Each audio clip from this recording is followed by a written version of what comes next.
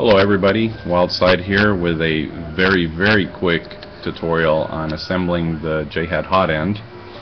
I kind of wanted to make this a full assembly video, but my camera doesn't want to cooperate today, so it's cutting out on me every few minutes, and this is about the 5th time that I've tried to go through this video, so I'm going to try and complete it as quickly as I can, just going over everything. Alright, so here's the gist of it. You want to end up with your resistor bent like this. So basically you've applied some heatsink compound to the resistor, you've pushed it in, bend your wires back like so, put them at a 45-degree angle, you have your Teflon tubing insulation, and here you can attach alligator clips, or you can solder on wires, etc, etc, etc. Here is the thermistor, how I configure it. I have a 1-inch Teflon tube insulator and a 1.5-inch Teflon tube insulator. All this tubing comes standard with the thermistor if you order it from hotends.com. What I do with the remaining wire that comes off of the thermistor is that I wrap it around the ends like this, so it gives me a nice place to solder on the wire that goes to the thermistor. So I've got, let's see, one of these wire wound resistors is a little tight on the fit, so I wanted to hopefully cover that if my camera doesn't cramp out. So basically, if you have a resistor that doesn't fit, what you want to do is you want to push that in first into your opening. I think this is the tightest one here. So this last end is a little tight, so I want this last end here is a little tight, so I want to push it in first and basically, you know, just rub off some of the material on the end of the resistor. Alright, so here you can see one that I've already pushed in. So basically you apply a generous amount of the heatsink compound. I use this kind, type 44 heatsink. Almost anything will do. And you're going to slip on your insulation. There's 2 different sizes that come with the kit. The thicker kind obviously goes on the thicker wire, which is the wire wound resistor. It's actually quite a snug fit, so if you have some kind of tool that can help you grip the insulator and push it right up to the end, that'll be great.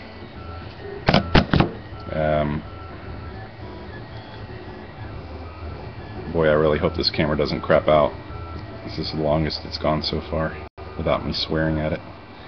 Alright, so here we go. We're bringing the other end on there, just like so. Alright, so you've got your insulator nice and covering on the wires, and you're going to apply generous amounts of, you should probably do the inside of the hot end first, because now you can't put this guy down because he's going to make a mess on your table. In any case, make sure you get it all nice and covered up. And let's see if I can do this without putting the resistor down. Coat the inside.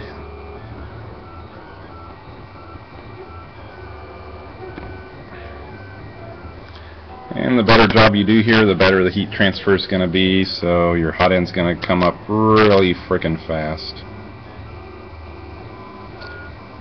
Alright, so here we are at the opening. A little bit tight, but give it a couple of turns. Make sure you coat evenly on the inside.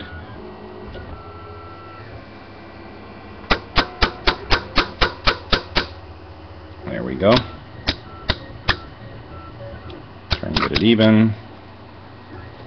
Alright, so once you've got it this way, you want to bend the wires towards the side that has the opening for the thermistor. Alright, and you want that to come straight out like that.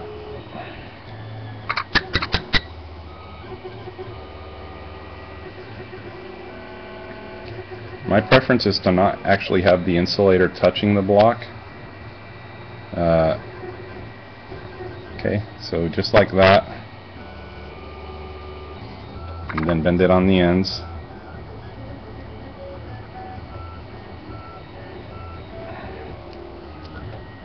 Okay, and then just introduce a slight 45-degree angle to the wires this way.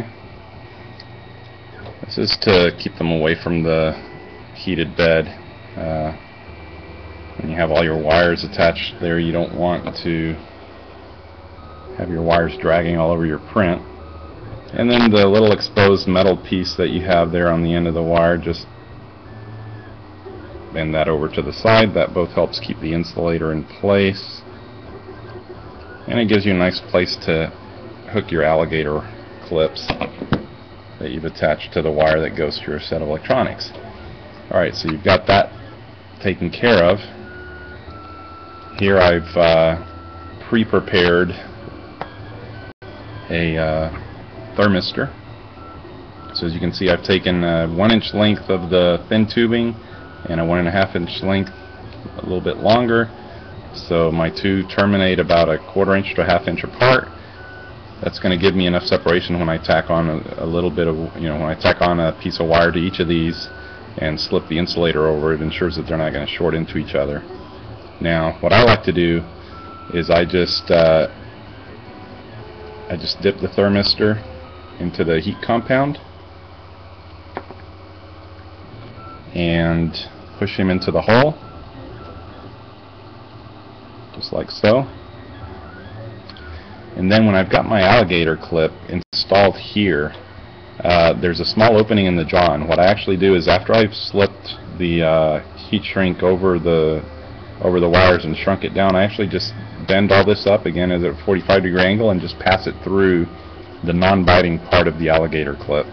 And so that helps support it without having to use any Kapton tape around the thing. But if you want to use some Kapton tape, what you should do is bend the thermistor up so that it rests against the body of the hot end, and then just go a couple of times around with some Kapton tape, and that'll keep it firmly in place without much trouble.